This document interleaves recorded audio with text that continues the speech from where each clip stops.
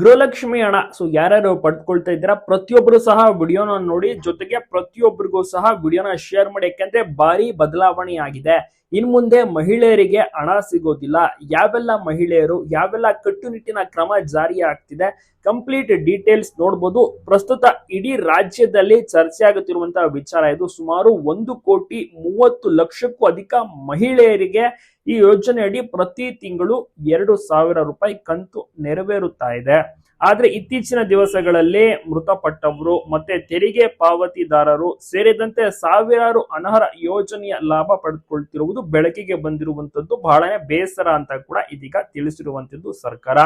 ಹೌದು, ಯಾಕೆಂದ್ರೆ ಈಗ ಉಪಯೋಗ ಬೇಕಾಗಿರುವಂತವ್ರು ತೆಗೆದುಕೊಳ್ಳೋದು ಮಾತ್ರವಲ್ಲದೆ ಯಾರ್ಯಾರಿಗೆ ಎಲ್ಲವೂ ಕೂಡ ಇದೆ, ಜೊತೆಗೆ ತುಂಬಾ ಜನ ಹೋಗ್ಬಿಟ್ಟಿರ್ತಾರೆ.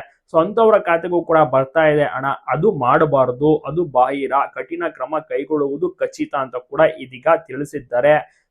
ಏನು ಹೊಸ ಅಪ್ಡೇಟ್ ಅಂದ್ರೆ ಏನಿದೆ ಇದರಲ್ಲಿ, ಬಯೋಮೆಟ್ರಿಕ್ ಕಡ್ಡಾಯ ನಿಯಮ ಮಾಡಬೇಕು ಅಂತ ಆಲೋಚನೆಯನ್ನ ಮಾಡ್ತಾ ಇದ್ದಾರೆ. ಯಾಕೆಂದ್ರೆ ಈ ಯೋಜನೆಯಿಂದ ಸಾಕಷ್ಟು ದುರುಪಯೋಗ ಕೂಡ ಆಗ್ತಾ ಇದೆ, ಅನಾನುಕೂಲ ಕೂಡ ಮತ್ತೆ ಅನುಕೂಲ ಎರಡು ರೀತಿಯಲ್ಲೂ ಕೂಡ ಆಗ್ತಾ ಇದೆ.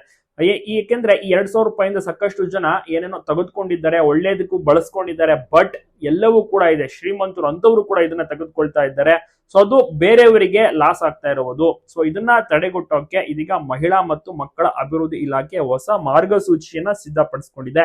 ಈ ಹೊಸ ನಿಯಮದ ಪ್ರಕಾರ ಗೃಹಲಕ್ಷ್ಮಿ ಯೋಜನೆ ಮಾಸಿಕ ಹಣವನ್ನ ನಿರಂತರವಾಗಿ ಪಡೆಯಲು ಪ್ರತಿಯೊಬ್ಬರು ಥಂಬ್ ಇಂಪ್ರೆಷನ್ ಅಂದ್ರೆ ಹೆಬ್ಬೆಟ್ಟಿನ ಗುರುತು ಮತ್ತೆ ಕಣ್ಣಿನ ಸ್ಕ್ಯಾನಿಂಗ್ ಅಥವಾ ಮುಖದ ಚೆಹರೆ ಫೇಸ್ ರೆಕಗ್ನೇಷನ್ ನೀಡಿ ತಮ್ಮ ಜೀವಂತಿಕೆ ಹಾಗೂ ಏನು ನೀವು ಬದುಕಿದ್ದೀರಾ ಅಂತ ಸಾಬೀತುಪಡಿಸ್ಕೋಬೇಕಾಗಿದೆ. ಈ ಸೇವೆ ಎಲ್ಲಿ ಲಭ್ಯ, ಎಲ್ಲಿ ದಾಖಲೆಗಳನ್ನ ಕೊಡಬೇಕು, ಕಂಪ್ಲೀಟ್ ಆಗಿ ಎಲ್ರಿಗೂ ಕೂಡ ಒಂದು ಕುತೂಹಲ ಇರುತ್ತೆ. ಬೆಂಗಳೂರಿನ 1 ಅಂಡ್ ಕರ್ನಾಟಕ 1 ಕೇಂದ್ರ, ಗ್ರಾಮ 1 ಕೇಂದ್ರ, ಬಾಪೂಜಿ ಸೇವಾ ಕೇಂದ್ರ, ಸಾಮಾನ್ಯ ಸೇವಾ ಕೇಂದ್ರಗಳಲ್ಲಿ ಈ ಸೇವೆ ಲಭ್ಯವಾಗಿರುತ್ತೆ. ಈ ಯೋಜನೆಯ ಲಾಭ ಪಡೆಯಲು ಪ್ರತಿಯೊಬ್ಬರು ಮಹಿಳೆಯರು ತಮ್ಮ ಆಧಾರ್ ಕಾರ್ಡ್ ಜೊತೆಗೆ ಮಹಿಳಾ ಮತ್ತು ಮಕ್ಕಳ ಅಭಿವೃದ್ಧಿ ಇಲಾಖೆಯು ಈ ಹಿಂದೆ ನೀಡಿರುವಂತಹ ಗೃಹಲಕ್ಷ್ಮಿ ಗುರುತಿನ ಚೀಟಿಯನ್ನ ಕಡ್ಡಾಯವಾಗಿ ಸಲ್ಲಿಸಬೇಕಾಗುತ್ತೆ. ಇಲ್ವಾದ್ರೆ ಈ ಫಲಾನುಭವಿಗಳಿಗೆ ಅಥವಾ ಏನು ಸಮುದಾಯಕ್ಕೆ ಸೇರಿರ್ತಾರೆ ಅಂತವರು ಏನು ಅದನ್ನ ಸರ್ಟಿಫಿಕೇಟ್ ಅನ್ನ ಕೊಡ್ಬೇಕಾಗತ್ತೆ.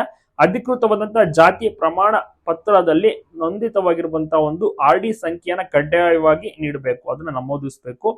ಈ ಸಂಪೂರ್ಣ ಫಾರ್ಮ್ ಅನ್ನ ಯಶಸ್ವಿಯಾಗಿ ಭರ್ತಿ ಮಾಡಿ ಬಯೋಮೆಟ್ರಿಕ್ ಪ್ರಕ್ರಿಯೆ ಮುಗಿದ ನಂತರವೇ ಮುಂದಿನ ತಿಂಗಳು ಹಣ ಸಿಗುತ್ತೆ, ಅಲ್ಲಿಯ ತನಕ ಸಿಗೋದಿಲ್ಲ. ಹೀಗಾಗಿ ಎಲ್ರು ಕೂಡ ತಪ್ಪದೆ ಈ ಏನು ಬೆಂಗಳೂರು 1 ಆಗಿರ್ಬೋದು, ಕರ್ನಾಟಕ 1 ಕೇಂದ್ರಗಳಿರುತ್ತೆ, ಡಾಕ್ಯುಮೆಂಟ್ಸ್ ಗಳನ್ನ ಎಲ್ಲಿ ಸಬ್ಮಿಟ್ ಮಾಡ್ಬೇಕು ಅಂದ್ಕೊಂಡಿದ್ರೆ ಅಲ್ಲಿಗೆ ಇಮಿಡಿಯೇಟ್ ಹೋಗಿ ಎಲ್ಲ ಡಾಕ್ಯುಮೆಂಟ್ಸ್ ಗಳು ಅಲ್ಲೇ ನೀವು ಹೋದ್ರೆ ಏನೇನ್ ಡಾಕ್ಯುಮೆಂಟ್ಸ್ ಬೇಕು ಕೆಲವನ್ನು ಕೂಡ ಹೇಳ್ತಾರೆ ಅವರೇನೆ. ಅದನ್ನ ಮಿಸ್ ಮಾಡದೆ ಸಬ್ಮಿಟ್ ಮಾಡಿ. ಇಲ್ಲವಾದ್ರೆ 2,000 ರೂಪಾಯಿ ಮುಂದಿನ ತಿಂಗಳಿಂದ ಬರೋದಿಲ್ಲ.